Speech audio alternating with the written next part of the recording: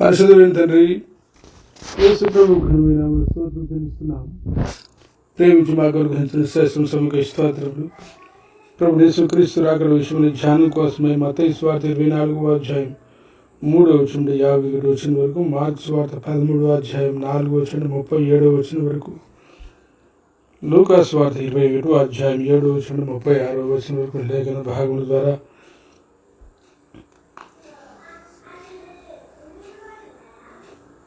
మా ప్రభు యేసుక్రీస్తు రాకడ విషయమైన ధ్యానం లోతైన రీతిలో గ్రహించుకొని మేము సిద్ధపడి అనేకులు మా ప్రభు యేసుక్రీస్తు రాకడ నిమిత్తమై సిద్ధపరచు పాత్రలుగా మేము వాడబడినట్లు నేను ధ్యానించుకొని ఈ సమయంలో మాకు అనేకులకు ఆశీర్వాదకరంగా చేయమని, తగిన ఆత్మసహాయం ఇవ్వమని, నన్ను వారిగా మీ చేతిలో సాధనగా వాడుకున్నామని విశ్వాసంతో యేసు ప్రభు ఘనమైన నామమున స్తుతించి ప్రార్థిస్తున్నాం తండ్రి. ఆమేన్. రాకడ అన్నది తీతుకు రాసిన పత్రిక 2వ అధ్యాయం 11వ వచనంలో కృప ప్రత్యక్షమై అని ఉండటం చేత భూతకాలంను, తీతుకు రాసిన పత్రిక 2వ అధ్యాయం 13వ వచనంలో మహిమ ప్రత్యక్షత కొరకు ఎదురు చూచుచు అని ఉండటం చేత భవిష్యత్ కాలంను చూపించినట్లుగా ఉన్నది. రాకడ అన్నది భూతకాలంలోను భవిష్యత్ కాలంలోను అదృశ్యమైన రీతిలో మరియు దృశ్యమైన రీతిలో వెల్లడి అయినదిను, వెల్లడి ఎగునది ఏనై ఉన్నది. మనం ఇప్పుడు భౌతికాలంలో వెల్లడి అయిన కృప ప్రత్యక్షతల గురించి ధ్యానించుచున్నాము. మన ధ్యానమునకు కొంత విరామంగా మరొక విషయాన్ని ఇప్పుడు చూస్తున్నాం. అదేదనగా అసలు ధ్యానము అనగానేవి,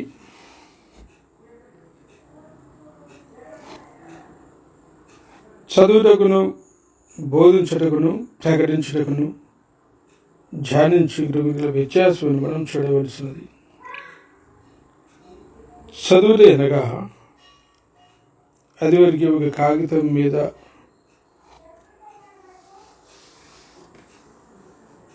ఉన్న అక్షరములను మనము చూచి చదువుట అని అర్థం.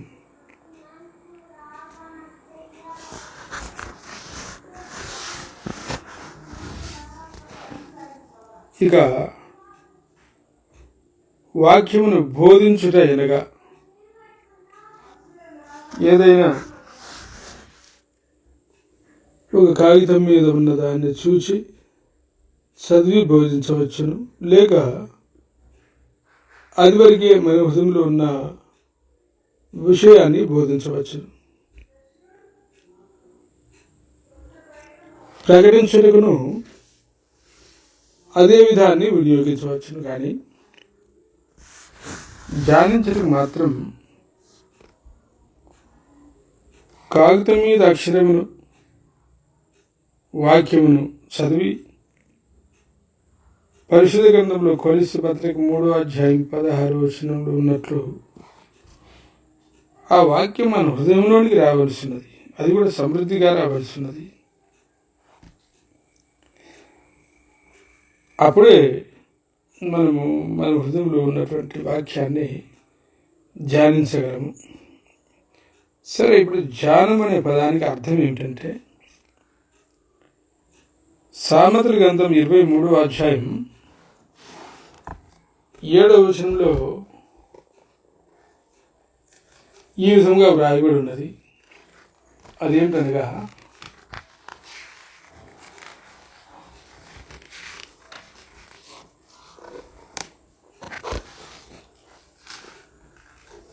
అటువాడు తన అంతర్యంలో లెక్కలు చూచుకొని వాడు తినుము త్రాగుము అని అతడు నీతో చెప్పునే గాని అతని హృదయంలో నుండి వచ్చు మాట కాదు. 7వ వచనంలో లెక్కలు చూచుకొని వాడు అన్నమాట. ఇంగ్లీష్ బైబిల్లో థింక్ అని వ్రాయబడి ఉన్నది, అంటే ఆలోచించేవాడు. కాబట్టి ఇక్కడ ధ్యానము అనగా ఒక విషయాన్ని ఆలోచించుచూ ఉండుట అని కూడా అర్థమిస్తున్నది. రెండవది, ధ్యానము అంటే స్మరణకు తెచ్చుకొనుట అని అర్థమిస్తున్నది.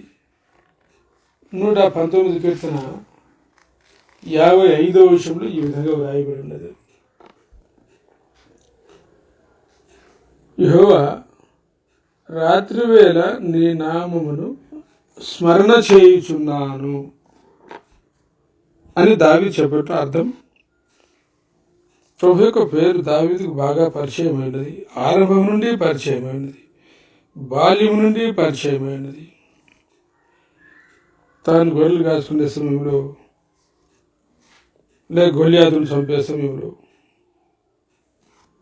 యెహోవాను నామం తనకు ఎంత పవిత్రమైనదో, హెచ్చైనదో, యెహోవా పేరుకు వ్యతిరేకమైనటువంటి కార్యాలను తాను భరించలేనంత ఆత్మలో తీవ్రత కలిగిన వాడు. అందువలన తాను బాగా ఎరిగి ఉన్న, తన హృదయంలో స్థిరమై ఉన్న యెహోవాను నామమును స్మరణ చేస్తున్నాడు. అంటే తన హృదయంలో ఉన్నదాన్ని తిరిగి తిరిగి జ్ఞాపకం తెచ్చుకొనుట అని అర్థం. ఇంగ్లీష్లో రిమెంబర్ అని చెప్పాడు. మూడవది, ధ్యానం అనే మాటకు యోచించుట అని అర్థం. సామెతల గ్రంథం 24వ అధ్యాయం 2వ వచనంలో ఈ విధంగా వ్రాయబడి ఉన్నది. అదేమిటంటే, వారి హృదయము బలత్కారము చేయ యోచించును. యోచించుట అంటే ఇంగ్లీష్లో స్టడీడ్ అని వ్రాయబడి ఉన్నది. కాబట్టి ఉన్న విషయాన్ని తన హృదయంలో అధికంగా యోచిస్తూ ఉండడం. ఇక సాధారణమైనటువంటి రీతిలో ధ్యానం అనే పదానికి నమరుట లేక నమరువేయుట అని అర్థమిస్తున్నది. అంటే ఒక జంతువు తన ముందున్నటువంటి భోజనం అనే గడ్డిని తన లోనికి తీసుకున్న తర్వాత, ఆ విధంగా లోనికి తీసుకున్న దానికి సమయం కొంచెమే తీసుకున్నా దానిని ధ్యానం చేయడానికి లేక నెమరు వేసుకోవడానికి రాత్రంతా సమయం తీసుకుంటుంది. కనుక ఇప్పుడు నమలుట, నెమరు వేయుట అనే పదం ధ్యానానికి మరి వాస్తవమైనటువంటి భావాన్నిచ్చేదిగా ఉంది. సరే, ఇప్పుడు ధ్యానించే స్థలం ఏది? ధ్యానం అనేది ఎక్కడ జరుగుతున్నది? దాన్ని మనం కీర్తన 19వ అధ్యాయం 14వ వచనంలో చూడవలసినది. అదేంటనగా, యెహోవా నా శ్రీదుర్గమా, నా విమోచకుడా, నా నోటి మాటలను నా హృదయ ధ్యానమును నీ దృష్టికి అంగీకారమగునుగాక. కనుక ధ్యానం అన్నది ఈ వాక్యమును బట్టి హృదయంలో జరుగునది అని అర్థమవుతున్నది. కనుక ధ్యానం మన హృదయంలో ఏమైతే ఉన్నదో దాన్ని మాత్రమే చేయాలి, దాన్ని మాత్రమే చేయగలము అని కూడా అర్థం. సో ఇప్పుడు మనం ఏమేమి ధ్యానించవచ్చు? యెషయా 33వ అధ్యాయం 18వ వచనంలో ఈ రీతిగా వ్రాయబడి ఉన్నది. యెషయా 33వ అధ్యాయం 18వ వచనంలో, నీ హృదయము భయంకరమైన వాటిని బట్టి ధ్యానించును. మన హృదయం భయంకరమైన విషయాలు కూడా అనగా అర్థం అపవాదికి సంబంధించిన విషయాలు, అపవాది దాడి చేసే విషయాలు, పాపానికి వచ్చేటువంటి ఫలితానికి సంబంధించిన విషయాలు, వీటిని గురించిన విశదీకరణ మనకు బాగా అర్థమయ్యి ఉండాలి. మన హృదయము భయంకరమైన వాటిని గురించి ధ్యానించవచ్చు. ఇక రెండవదిగా మొదటే చదువుకున్నట్టు సామెతలు 23వ అధ్యాయం 7వ వచనం ప్రకారం భోజన పానీయములు వ్యక్తి వడ్డించి తినుము త్రాగుమని అనవచ్చు, కానీ తాను వడ్డించిన దాని గురించి తన హృదయంలో ఎక్కువగా ధ్యానిస్తూ ఉండవచ్చు. అదే మరిగా నేను ఇంత భోజనం వడ్డించాను, అతడు ఇంత తిన్నాడు, అంత తిన్నాడు, ఎంత నష్టమైపోయింది. ఆ తదుపరి వాక్యంలో ఏముందంటే సామెతలు 23వ అధ్యాయం 7వ వచనంలో ఆ విధంగా భోజనం వడ్డించి తినుము త్రాగుము అని చెప్పి తన హృదయంలో లెక్కించుకునే ఆ వ్యక్తి విషయంలో సామెతలు 23వ అధ్యాయం 8వ వచనంలో ఇట్లా ఉంది: తాను ఎవరికైతే భోజనం వడ్డించాడో అతడు తిరిగినా తిరిగి దాన్ని కక్కువేసే భయంకరమైన పరిస్థితి ఏర్పడుతుంది. కాబట్టి ఇక్కడ మనం దేని గురించి ధ్యానించవచ్చు అంటే, రెండవది, ఒక వ్యక్తి భోజనం వడ్డించి తిని త్రాగిన తర్వాత తిని త్రాగిన వ్యక్తిని గురించి తన హృదయంలో ధ్యానించుకుంటుండొచ్చు. మూడవది, కీర్తనలు 77వ అధ్యాయం 12వ వచనంలో ఏమని రాయబడిందంటే, కీర్తనలు 77వ అధ్యాయం 12వ వచనంలో, నీ కార్యమంతయు నేను ధ్యానించుకొందును, నీ క్రియలను నేను ధ్యానించుకొందును. అంటే దేవుని కార్యాలను, దేవుని క్రియాలను మన హృదయంలో ధ్యానిస్తూ ఉండొచ్చు.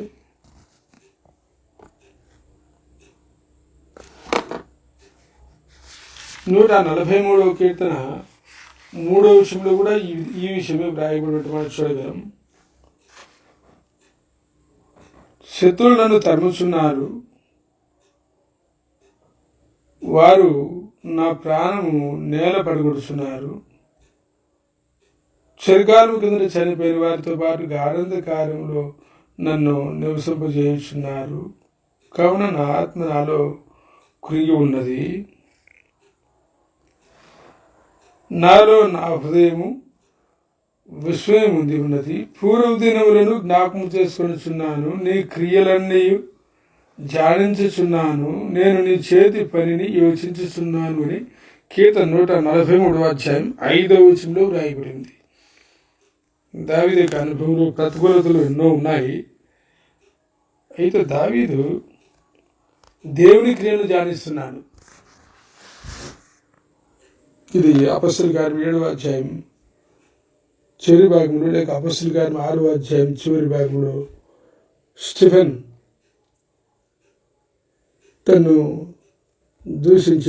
ద్వేషించే రాళ్ళు తీసుకొని కొట్టే వారి వైపు చూడకుండా ఆకాశం వైపు చూసినట్టుగా ఉన్నది. ఇక 4వది, దేవుని వాక్యమును ధ్యానించవచ్చు. దాన్ని మనం యెహోషువ 1వ అధ్యాయం 8వ వచనం మొదలుకొని అనేక చోట్ల ప్రభువైన దేవుడు తన దాసులైన వారికి ఏం ధ్యానించాలని చెప్తున్నాడో దాని గురించి మనం చూడవచ్చు. యెహోషువ 1వ అధ్యాయంలో మోషే ప్రభు ఎదుగు వెళ్ళిన తర్వాత,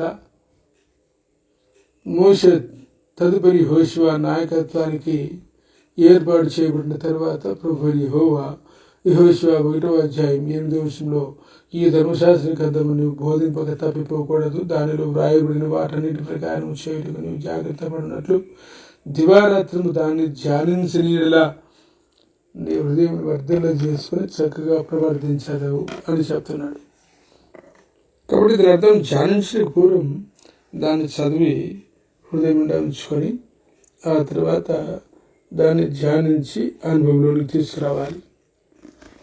కీర్తన 119వ అధ్యాయం 23వ వచనంలో కూడా దేవుని దాసుడైన దావీదు ఇదే విషయాన్ని చెప్తున్నారు.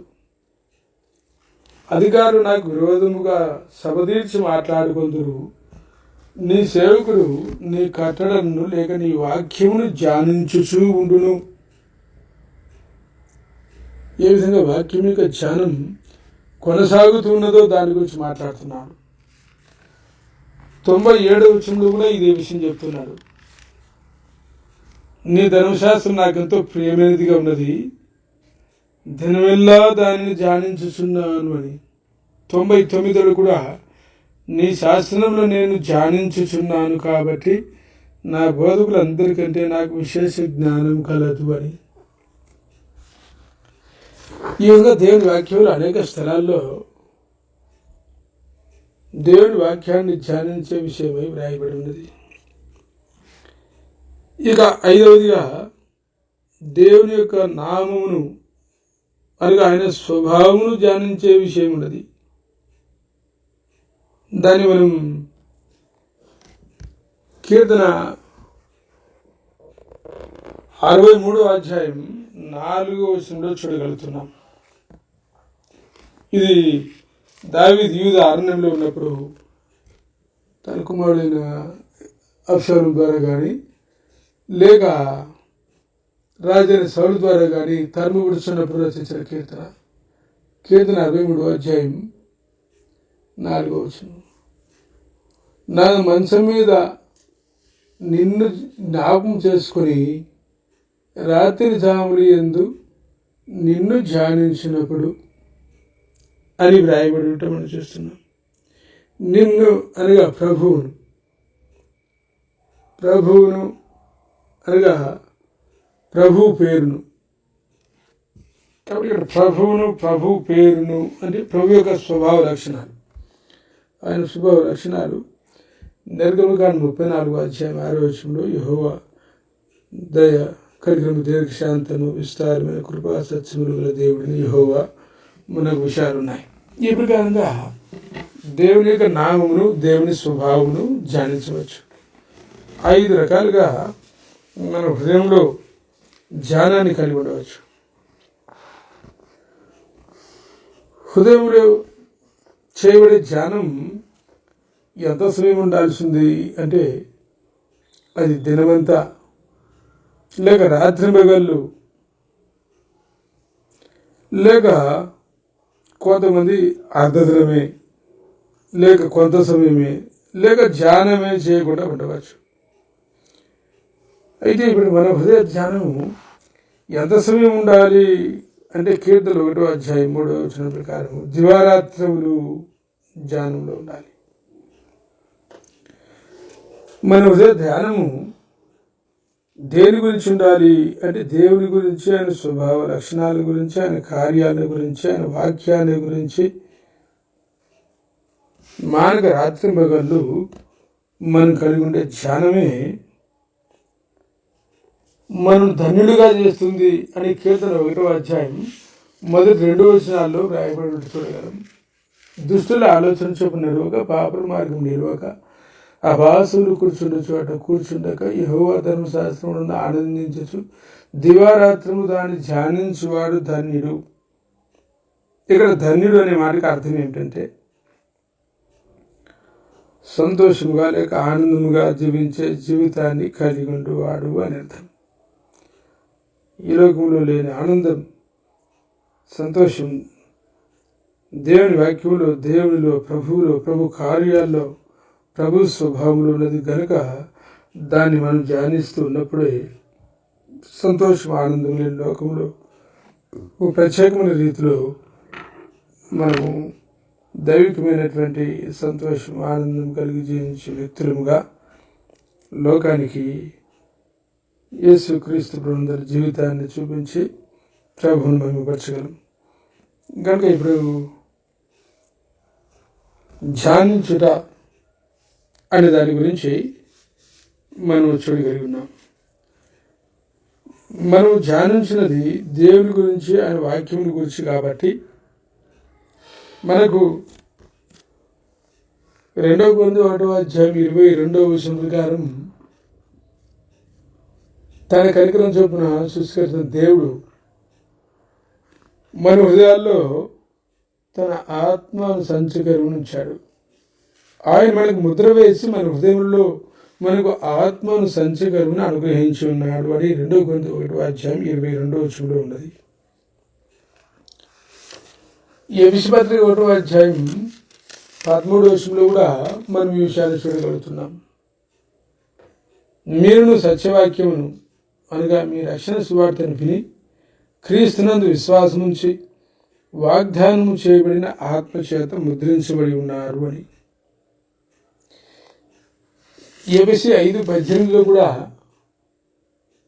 మద్యముతో మత్తులై ఉండకూడదు, దాంట్లో దుర్వ్యాపారం కలదు, అయితే ఆత్మ పూర్ణులై ఉండుడి అనగా ఆత్మ యొక్క అధీనంలో, ఆత్మ యొక్క ప్రభుత్వంలో, పరిపాలనలో ఉండండి అని అర్థం.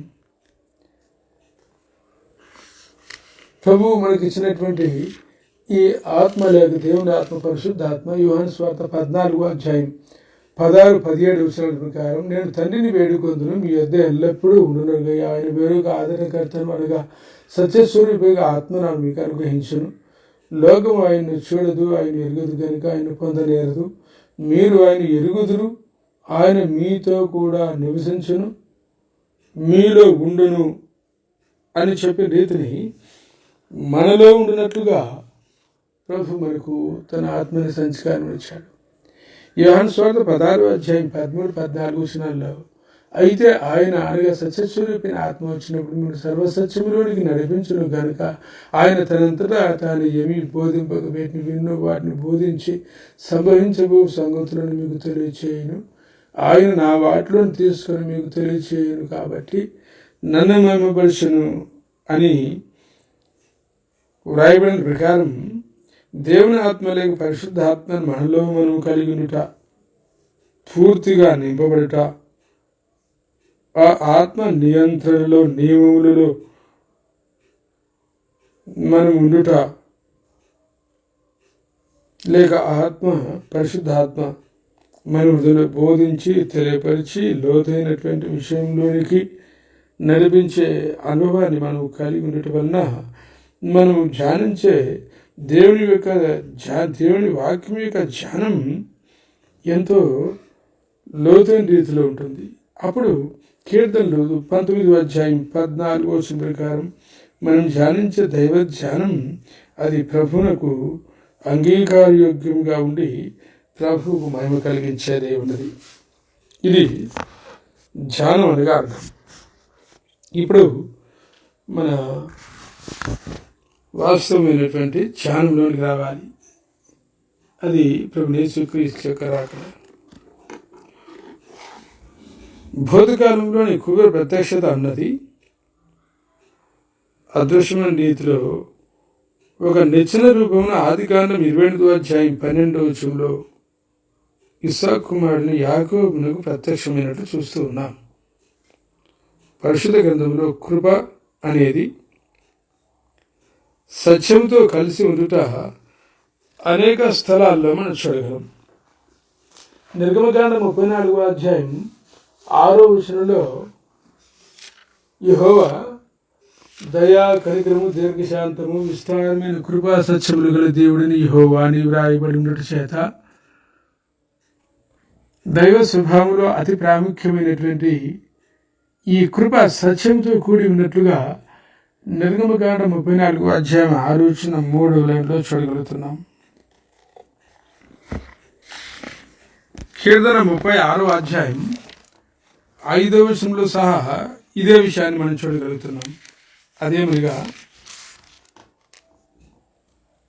యెహోవా నీ కృప ఆకాశము నడుచున్నది, నీ సత్య సంతోషము అంతరిక్షము నడుచున్నది అని కృపను సత్యమును వేర్వేరుగా రాసినప్పటికీ అవి రెండు కలిసే ఉన్నట్లు. కానీ కృపా సత్యము అనేవి కలిసి ఉండే స్థలాలు మరికొన్ని మనం చూడాలి. అది కీర్తనలు 40:11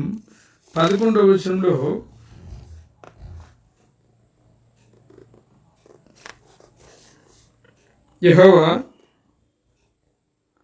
నీవు నీ వాత్సల్యమును నాకు దూరము చేయవు, నీ కృపా సత్యములు ఎప్పుడునూ నన్ను కాపాడునుగాక అని వ్రాయబడినట్టు చూడగలం. కీర్తనల 61:7 సహా మనము ఈ విషయాన్ని చూడగలం.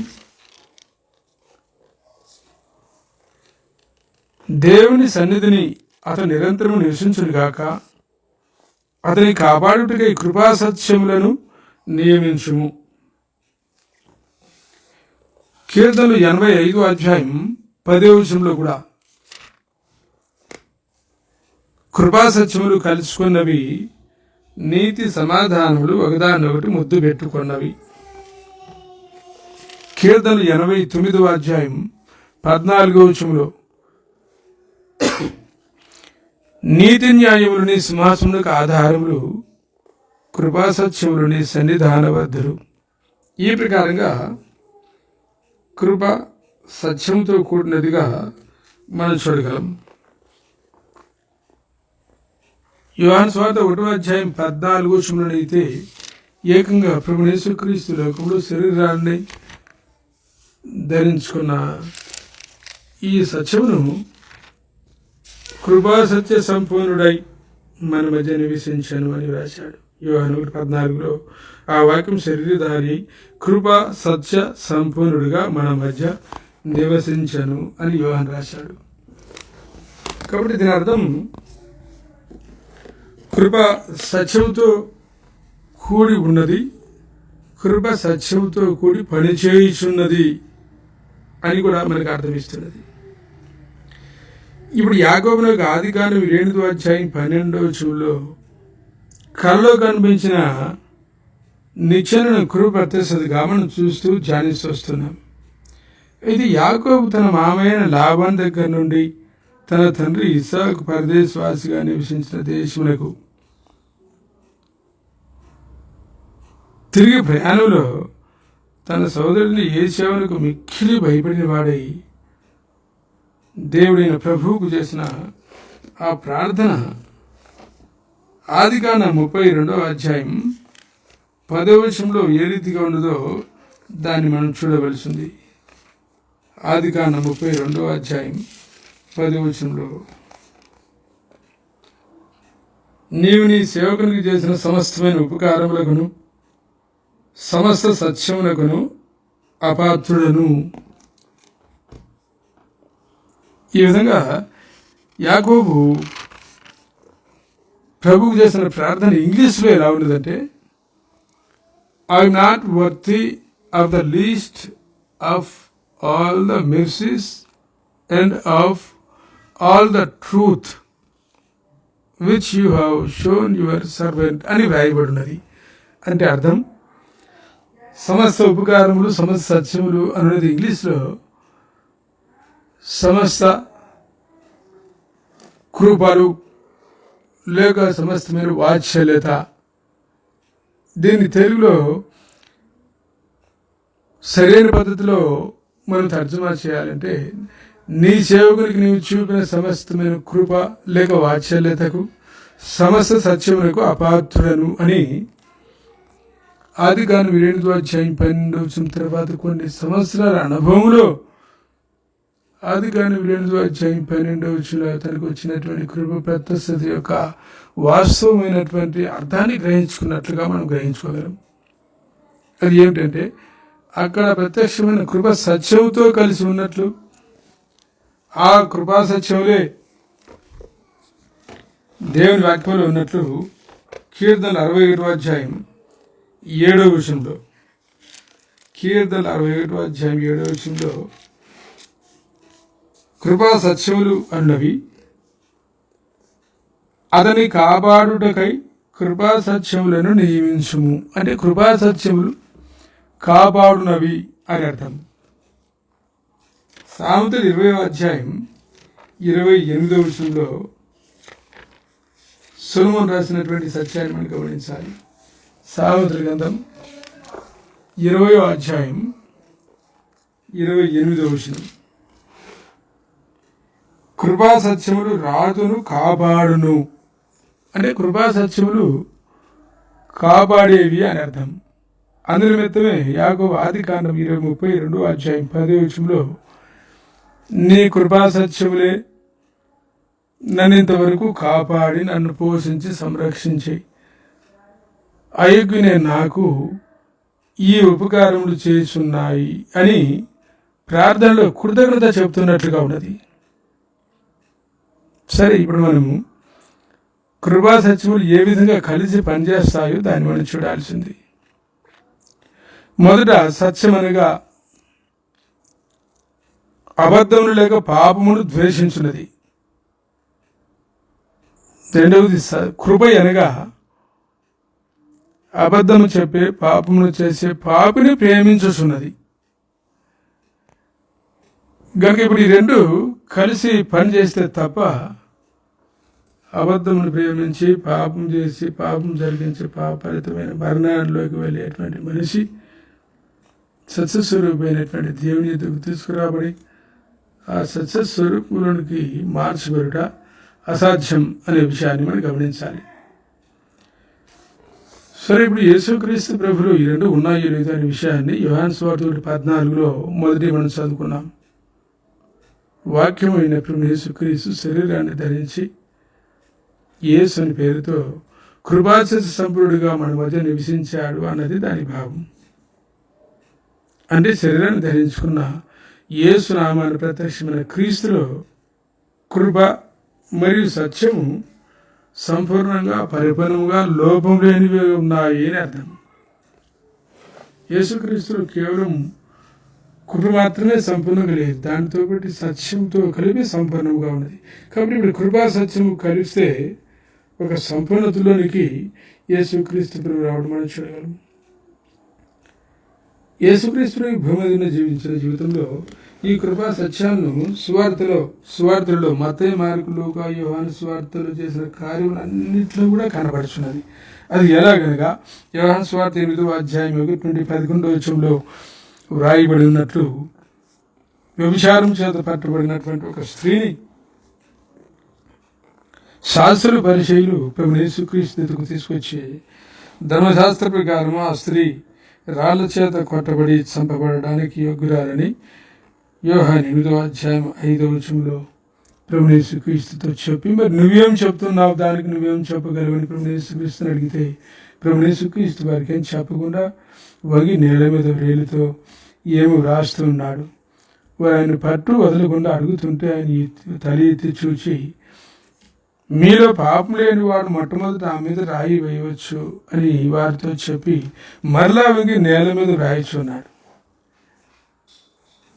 ఇప్పుడు వారు ప్రభు యేసుక్రీస్తు నేల మీద రాసేది ఏమిటో వారు చూచినట్లు దాని గురించి ఆలోచించినట్లేదు. కానీ మీలో పాపం లేని వాడు మొట్టమొదట ఆ మీద రాయి వేయచ్చు అనే ఒక మాట చేత యోహాను సువార్త 8వ అధ్యాయం 9వ వచనంలో తమ యొక్క మనస్సులో మనస్సాక్షి గదించబడి వారు పాపం చేస్తున్నట్లుగా గ్రహించుకొని పెద్దవారి మొదలుకొని చిన్నవారి వరకు ఒకరి వెంట ఒకడు ప్రభు యేసుక్రీస్తు చేతండి బయటికి వెళ్ళిపోవడం చూస్తున్నాం. అక్కడ యేసు ఒక్కడే మిగిలి మధ్యలో ఆ స్త్రీ నిలబడి ఉంది. వారందరూ వెళ్ళిన తర్వాత యేసు తల ఎత్తి చూచి, అమ్మ వారందరూ ఎక్కడున్నారు అంటే దాని అర్థం ప్రభు యేసుక్రీస్తుకు వారు ఎక్కడున్నారో తెలియక కాదు, నీ మీద నేరం మోపిన వారు తాము నేరస్తులను గ్రహించుకొని వెళ్ళిపోయారు కదా, మరి నీ సంగతి ఏమిటి, నీ కూడా నేరస్తురాలివి అని గ్రహిస్తున్నావా అని అర్థమిస్తున్నది. ఆదామును ఆదికాండం 3వ అధ్యాయం 9వ వచనాల్లో ప్రభు అని యెహోవా అడిగినట్లు, ఆదాము ఎక్కడున్నావు అంటే ఆదాము ఎక్కడుండే తెలియక కాకుండా ఆదాము యొక్క స్థితిని తాను తెలుసుకోవడానికి. కాబట్టి ఇప్పుడు ఆ స్త్రీ చెప్తున్నది 8వ అధ్యాయం 11వ వచనంలో, వారు ఎక్కడున్నారు, వారిని శిక్ష విధించలేదా అని ప్రభు అడిగిన ప్రశ్నకు ఎవరు నాకు శిక్ష విధించలేదు ప్రభు అన్నది. అప్పుడు ప్రభు అన్నాడు, నేను నీకు శిక్ష విధించను, ఇక నీ వెళ్ళి పాపము చేయకము అన్నాడు. అంటే అర్థం, ఈ కార్యంలో ప్రభు యేసుక్రీస్తు ఏ విధంగా కృపను సత్యమును రెండింటినీ కనపరిచాడో దాన్ని మనం చూడాలి. ఎట్లనగా ఆ స్త్రీ పాపాత్మురాలు అని ఆ స్త్రీకి లోకమంతరికి తెలియను. ప్రభు యేసుక్రీస్తుకు ఎవరు చెప్పకుండా యోహాను సువార్త 2వ అధ్యాయం 24వ వచనం ప్రకారము తెలియను. అయినను ఆమె చేసిన పాపానికి సత్యమును అనుసరించి శిక్ష విధించవలసింది. కానీ సత్యమును అనుసరించినటువంటి శిక్షకు ఆమె పాత్రాలే అని రుజువుపరిచిన తర్వాత ఇప్పుడు పాపానికి శిక్ష విధించడం లేదు, నీ పాపానికి నేను కూడా శిక్ష విధించాను అనడంలో కృప చూపిస్తున్నాడు అని అర్థం. ఈ ప్రకారంగా ప్రభు యేసుక్రీస్తు వారి యొక్క జీవితంలో మత్తయి, మార్కు, లూకా, యోహాను సువార్తల్లో రాయబడి ప్రభు యేసుక్రీస్తు వారు చేసిన కార్యములు బోధలు అన్నింటిలో కూడా రహస్యమైన పద్ధతిలో కృపను సత్యమును రెండింటినీ కలిపి నన్ను ధ్యానపూర్వకంగా గ్రహించుకోవచ్చు. అలాగైతే కృప ప్రత్యక్షమైన ప్రతి స్థలంలో సత్యం కూడా ఉన్నట్లే కదా. అందుకోసమే యాకోబు తనకు ప్రత్యక్షమైంది కేవలం కృప మాత్రమే కాక సత్యం కూడా. అంటే కృపా సత్యముల ప్రత్యక్షత తనను కాపాడుతున్నాయి అని ఆదికాండ 32వ అధ్యాయం 10వ వచనంలో ప్రార్థనలో కృతజ్ఞత ప్రభువుకు చెప్తున్నాడు. సరే, ఇప్పుడు ఈ కృపా సత్యం అనే విషయాల గురించి హబక్కూకు 3వ అధ్యాయం 2వ వచనంలో హబక్కూకు చేసిన ప్రార్థనలో కోపించుచునే అంటే సత్యమును బట్టి శిక్షించుచునే అని అర్థం. వాత్సల్యమును జ్ఞాపకం తెచ్చుకొనుము అని హబక్కూకు ప్రార్థిస్తున్నాడు. ఇది ఇజ్రాయేల్ జీవితంలో ఎంత స్పష్టమైన విషయమో మనం బాగా గ్రహించుకోవచ్చు. 2వ దినవృత్తాంతం 36వ అధ్యాయం 16వ వచనంలో ఇజ్రాయేల్ దగ్గరికి వారు చేసిన పాపాలను బట్టి ప్రభు ఎంతమంది ప్రవక్తలను పంపించి వారి యొక్క పాపాలు పశ్చాత్తాపడమని చెప్పినప్పటికీ వారు పశ్చాత్తాపడినందుకు ఆయన యొక్క కోపం ఎంత భయంకరమైనదిగా వారి మీదకి వచ్చిందో మనం ఇక్కడ 2వ దినవృత్తాంతం 36వ అధ్యాయం 16వ వచనంలో చూడొచ్చు. వారు దేవుని దూతను ఎగతాళి చేయొచ్చు, ఆయన వాక్యములను తునీకరించచ్చు, ఆయన ప్రవక్తను హింసించుచు రాగా నివారింప శక్యం కాకుండా యెహోవా కోపము ఆయన జనుల మీదికి వచ్చాను అని. కాబట్టి ఇక్కడ నివారించే శక్యం కానీ కోపం దేని పెట్టి వస్తున్నది? సత్యం అనేది పాపాన్ని ద్వేషిస్తుంది కాబట్టి, తన ప్రజలే వారు పాపం చేస్తున్నారు కాబట్టి పాపాన్ని ద్వేషించే ప్రభువు, సత్యస్వరూపైన ప్రభువు వారి మీద కోపడుతున్నాడు. వారి మీద ఆ విధంగా కోపడుతూనే ఆ కోపం చేత వారిని శిక్షించుతూనే ఏ విధంగా శిక్షిస్తున్నాడు దాన్ని మనం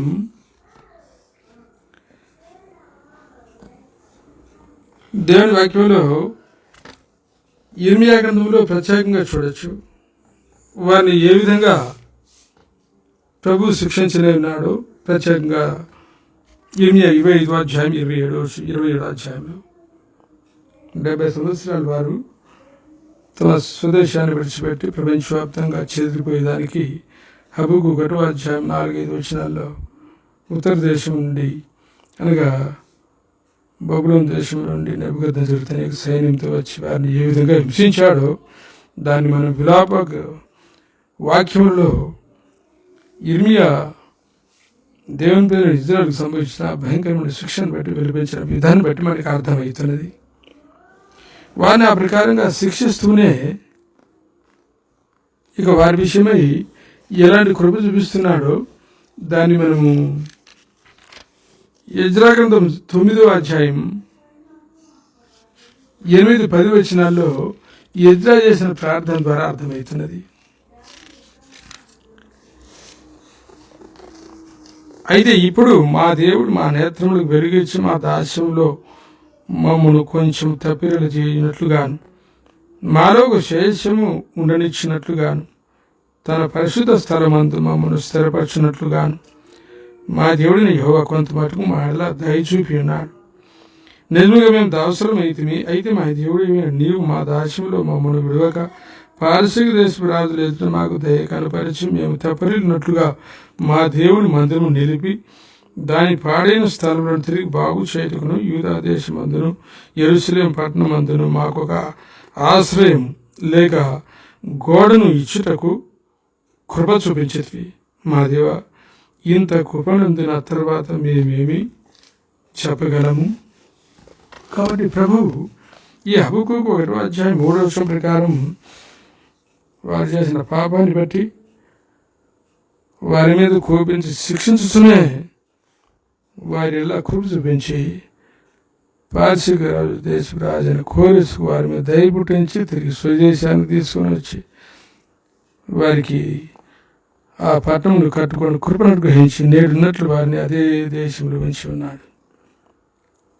ఇది హబక్కూకు చేసినటువంటి ప్రార్థనలోని సత్యం. అంటే అర్థం, ఎక్కడైతే కృప ఉన్నదో అక్కడ సత్యం ఉన్నది. అది ఇజ్రాయేల్ విషయంలో ప్రత్యేకంగా మనం చూడగలం. ఇప్పుడు మనం యాకోబు విషయంలో చూడాలి. యాకోబు తల్లి గర్భం ఉండగానే ఆత్మ సంబంధమైన సంగతుల గురించి బాగా ఆసక్తి కలివాడి ఉన్నట్లుగా అతడు తన సహోదరుని మడిమను పట్టుకొని ఆదికాండం 25వ అధ్యాయం 26వ వచనం ప్రకారం తన తల్లి గర్భం నుండి బయటికి రావడం వల్ల అర్థమవుతున్నది.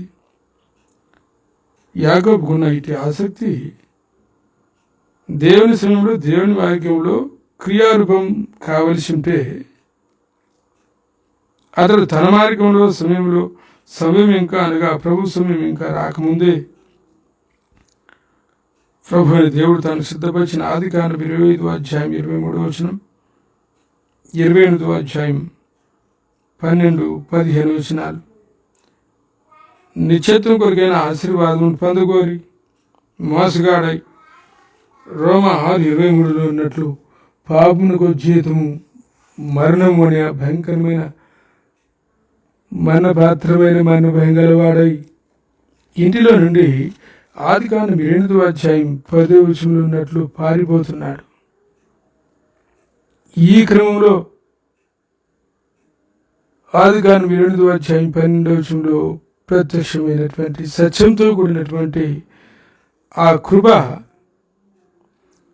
ఏ విధంగా తనను క్రమశిక్షణ అనే ఒక శిక్షతో కూడినటువంటి పరిస్థితుల ద్వారా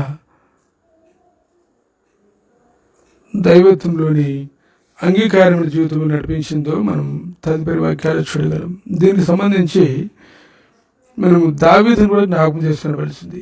2 సమూయేలు 12వ అధ్యాయం 13వ వచనంలో దావీదు నేను పాపం చేసేదని చెప్పినప్పుడు నాతాను నీవు చావకున్నట్లు ప్రభు నీ పాపను క్షమించున్నాడు అని తన పాపాన్ని బట్టి మరణం రాకుండా కృపను బట్టి అతన్ని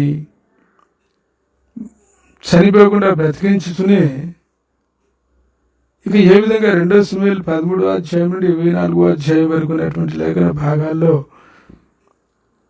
దావీదు తన పాపం యొక్క ఫలితాన్ని ఈ దేహంలో అనుభవించు రాగలిగాడు. అంటే అతడు తన మిగిలిన జీవితం అంతా దేవుని యొక్క సత్య స్వభావాన్ని బట్టి కీర్తన 37వ అధ్యాయం 5వ వచనం ప్రకారం యెహోవా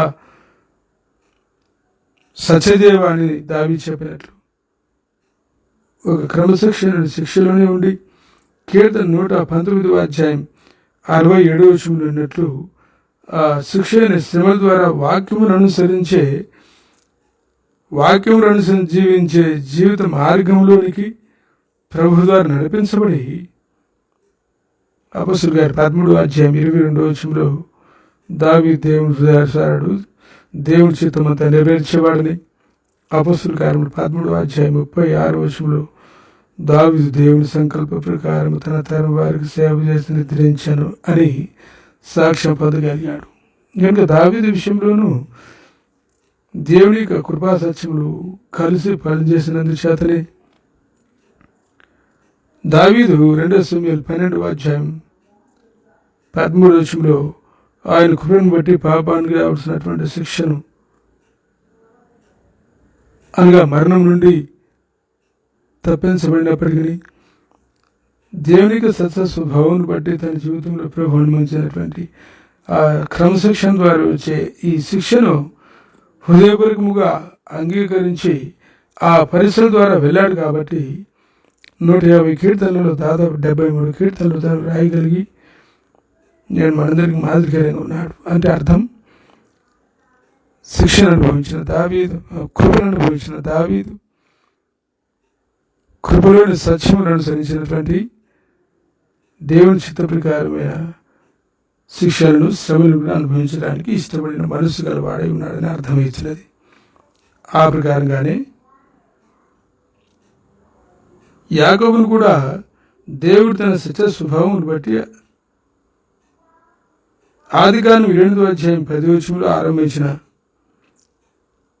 ఆ క్రమశిక్షణతో ఉన్న పరిస్థితులను ఆదికాండం 48వ అధ్యాయం 15వ వచనం 16వ వచనం వరకు అనగా యాకోబు మరణ సమయం వరకు కొనసాగింపజేసి చివరికి యాకోబును హెబ్రీ పత్రిక 11వ అధ్యాయం 21వ వచనంలో ఉన్నట్లుగా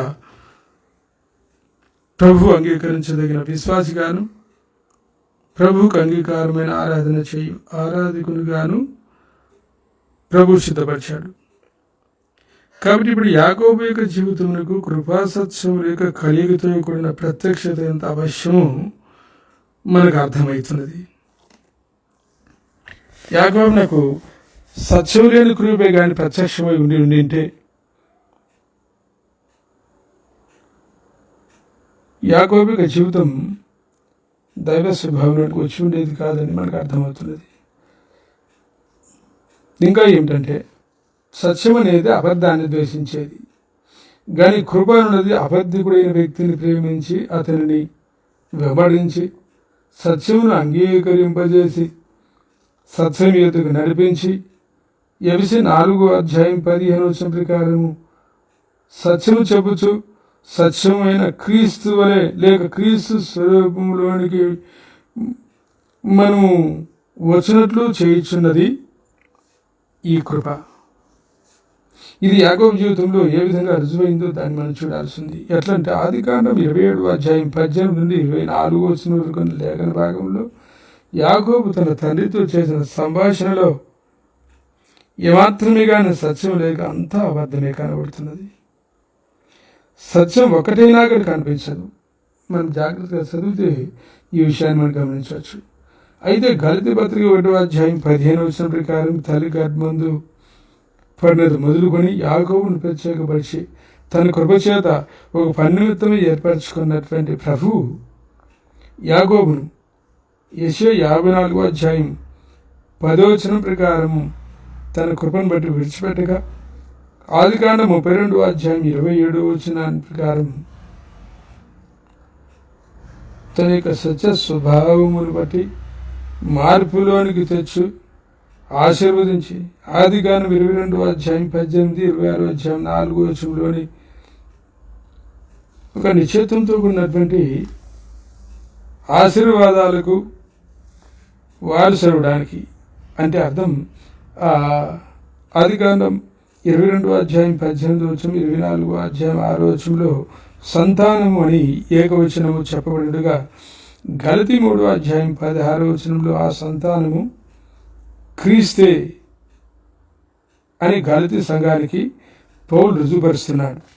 అంటే ఆ క్రీస్తు యేసు నామమున యోహాను సువార్త 1:14 ప్రకారం కృపాసత్య సంపూర్ణుడిగా మన మధ్య నివసించినట్టు అంటే లోకరక్షణ ఇచ్చినట్టు ఘనమైన లేక మహోన్నతమైన స్థితిలోనికి తెచ్చినది ఆ కృపా సత్యముల యొక్క ప్రత్యక్షత ఆదికాండం 7:12 యాకోబుకి ఇది బాగా అర్థమైనట్లుంది.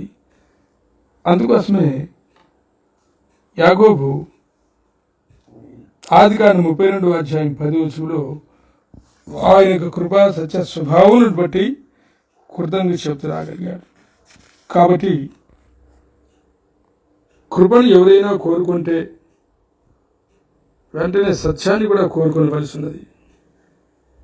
కృపను కోరుకున్న వ్యక్తి సత్యాన్ని కోరుకోవాల్సిన వాడే ఉన్నాడు.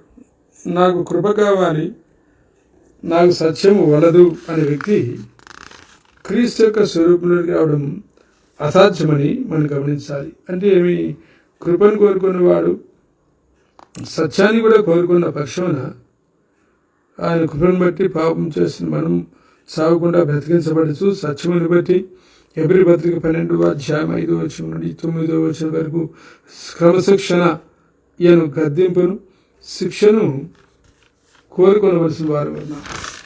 అట్లా కోరుకున్న పక్షమునే సత్యస్వరూపి అనగా యోహాను సువార్త 17:3, 25 తండ్రిని సత్యస్వరూపుని తండ్రి అన్నట్లు యోహాను సువార్త 16:13 సత్యస్వరూపిన ఆత్మ అన్నట్లు యోహాను సువార్త 14:6 నేనే సత్యమును అని ప్రభుని యేసుక్రీస్తు అన్నట్లు ఎఫెసీ పత్రిక 4:15 ప్రకారము ప్రేమ కలిగి సత్యము చెప్పచ్చు క్రీస్తువలే ఉన్నట్టుగా అన్ని విషయంలో ఎదుగుదము అన్న దైవ స్వభావమైన త్రియేక దేవుని స్వరూపంలోనికి మనం మార్చగలవాడు. ఒకవేళ మనం కృపను కోరుకొని సత్యాన్ని కోరుకోకపోతే ఆ విధంగా మార్చబడట అసాధ్యమని మనం గ్రహించుకోవలసిన వారమై ఉన్నాం. కనుక యాకోబు యొక్క ఆ కృపా ప్రత్యక్షతలోని కృపా సత్యం యొక్క ప్రత్యక్షతలో అనుభవంలోనికి మనమందరం రాగలుగున్నట్లు ప్రభు మనకు సహాయం చేయను గాక. ఆమేన్.